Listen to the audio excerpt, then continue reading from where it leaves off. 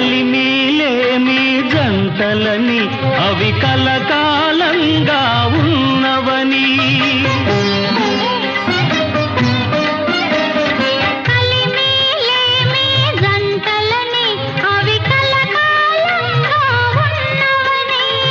రుజువు చేయమని మన ఇద్దరిని కాలం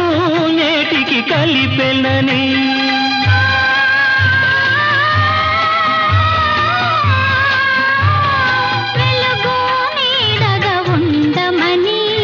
వెలుగు నీడగా ఉండమని వలపు గెలుపుగా